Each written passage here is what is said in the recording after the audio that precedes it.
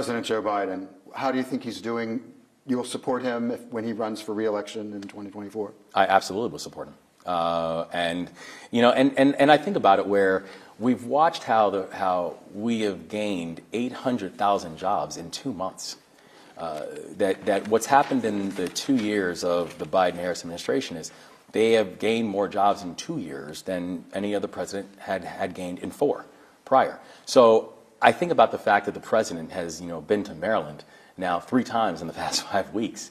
The first time was here when we were announcing a joint partnership to fix the Frederick Douglass Tunnel over in Baltimore, which, by the way, is going to create 30,000 jobs in the state of Maryland.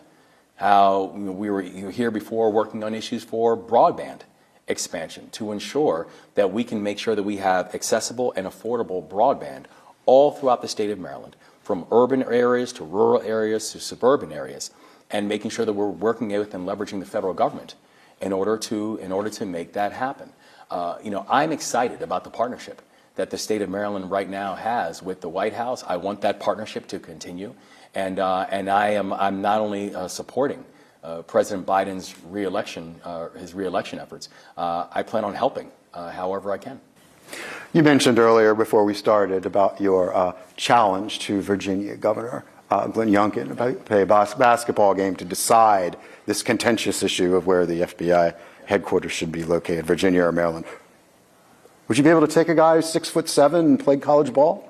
Let me tell you something. I don't care if he's 8'4". I'm not losing to him.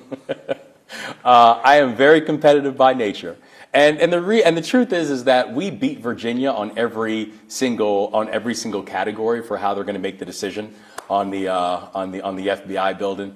And maybe beating him in basketball is the final pin on that sentence. But if you look at if you look at all the categories that were laid out for how this decision was going to be made, right? They said this decision is going to be made based on site readiness. Well, Maryland is the only site that is site ready, that will not need a significant amount of time or capital in order to prepare the site. If we build this building in Maryland, it will be built 2 to 4 years faster than if we try to build it in Virginia. They said they're going to make the decision based on transportation assets. Well, Maryland is the only place that has nearby transportation assets that are literally within short walking distance for where the building would be built. Mass transit, metro. Virginia does not have that yet. That they say they're going to make the decision based on cost. Well, if they put this building in Virginia, it's going to cost the American taxpayer around $1 billion more to be able to put this building in Virginia than to put it in the state of Maryland. In California and San Francisco, there has been some discussion about making reparations for slavery. Realizing that that's specific to them, I mean, it has been a national issue at times. Do you have thoughts about that? Is that something that you would support at a state level at some time? Well, I understand why people continue to push and debate on this issue, because the consequences that we saw from the transatlantic slave trade still continue to be real in people's lives now. So I understand why people continue to move on that. I also know that we have to move now to be able to address the issues of housing insecurity and food insecurity, the racial wealth gap, the educational disparities, the things that we know right now we can get done, and we have an obligation to move with a sense of urgency. So we don't continue watching how families who oftentimes historically have been disadvantaged continue to be disadvantaged by policies that we still continue to put in place. And you have a financial background, of course. Yeah.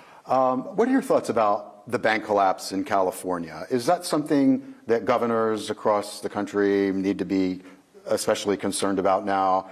What are your thoughts? Is there something that you're looking at in Maryland to kind of check up on how things are going there? Yeah, no, it's definitely something that I think governors need to pay attention to. And it's for a few different reasons, right? One, it's you have to make sure that you have a real measure of support for your small and regional banks. Also for your individual financial institutions like your CDFIs and your MDIs, your minority deposit institutions, because you have to make sure that there's enough liquidity in those smaller regional banks and your CDFIs to ensure that the small businesses the entrepreneurs, and particularly for communities of color, entrepreneurs of color, your veteran-owned businesses, your women-owned businesses, that they can get the capital that they need to be able to sustain and to be able to grow.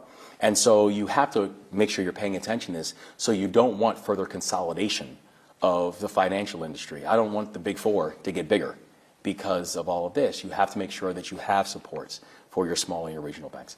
The second thing, though, is we want to make sure that the depositors are not the ones being hurt by all this. The investors in SVB, the board members, the leadership there is no bailout for them, nor should there be.